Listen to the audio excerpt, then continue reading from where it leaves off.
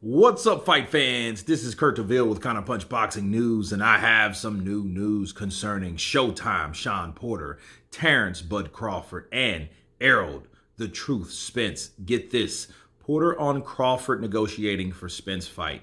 Doing it on your own ain't gone to get it done. Shawn Porter evidently thinks that Terrence Crawford could have approached negotiations for an undisputed welterweight fight with Errol Spence in a more sensible manner. Crawford and Spence were in talks for several months, but the highly anticipated bout never reached the finish line. Earlier this month, Crawford took to social media to explain why the fight failed to get made, and he pinned most of the blame on Spence and his influential advisor, Al Heyman. The founder of Premier Boxing Champions. In his 20-minute Instagram live interview, Crawford made it clear that he intimately involved in all the aspects of negotiation, saying that he spoke to Heyman directly. Crawford, a free agent, left his longtime promoter Top Rank. Porter, the former champion who retired last year after getting stopped by Crawford in that WBO welterweight title bout, indicated in a recent interview that the Omaha, Nebraska native's free agency may have worked against him. Porter, moreover, said that Crawford may not have approached negotiations in the way that would have earned the respect of Heyman, a Harvard graduate who made a name for himself in the music promotion business before pivoting into boxing. Porter, like Spence, was guided by Heyman most of his career. He said Terrence needs someone else to represent him and speak to Heyman. Mr. Heyman, because Mr. Heyman is not going to respect him as a businessman, Porter told the Boxing Voice. He said, "We already know you throw the fist. What a substantial business sense are you coming to me with? It is what it is. Nobody's going to respect Terrence Crawford as a businessman until they see some business moves happen and they start to say, okay, he knows what he's talking about. He's legit. But this first shot, trying to get it with Errol and doing it on your own, ain't going to get it done." Okay. So he's going to have to show people that he can do the business and furthermore be professional about it. You know what I mean? Porter said it can't be a cold call at 10 a.m. It has to be very, very professional in order for Mr. Heyman and other people outside of the ring to take you seriously. Let me counterpunch. He didn't go into particulars. He just talked about the manner of the professionalism that Crawford gave him. But I think Shawn fails to understand that this fight, if you know that you have parties that want this fight, I think the last thing we need to be talking about is certain types of protocol when, just like his father, Kenny Porter, informed me, there is no standard protocol to make a fight.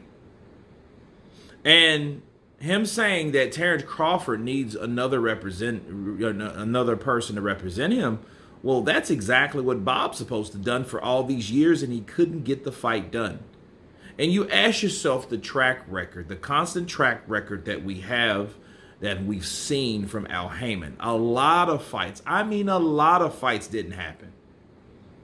You know what I'm saying? Because of Al Heyman, Eddie Hearn, like whatever happened, we could get a Wilder Fury fight, but could we get an Errol Spence Crawford fight? See, they are dealing with the same type people. Al Heyman is with Wilder, Shelley Finkel. Bob Arum was with Tyson Fury. So, the problem was, were there any open negotiations or opening reasons coming from Al Heyman to even make a fight with Terrence Crawford when he was at ESPN? Because, of course, that was the whole narrative or the scapegoat. And you had all these other people with these platforms were against Terrence Crawford because he wasn't a part of Premier Boxing Champions. And they got mad with him because he signed for money that he got more of, and he thought that he could get the fights being in ESPN. It ain't like it hasn't happened before. He fought Shawn Porter, and Shawn Porter was advised by Al Heyman, the same guy talking about this right now. Okay? Counterpunch. So let's stop pretending like that's the thing. Oh, well, he has to do that. He can't have a cold call and he can't do this. He was trying to get the fight done, and if not being with Bob Arum wasn't the problem, or if being with Bob Arum was the problem, they should have said, or he should have never left. But obviously, he had problems with Bob Arum. How Bob Arum was disrespecting him. I understand that aspect as well. But I think that Al Heyman is not eager to have a fight with Terrence Crawford because Terrence Crawford is just a dangerous fighter, and he's smart enough to know business, it has to make sense.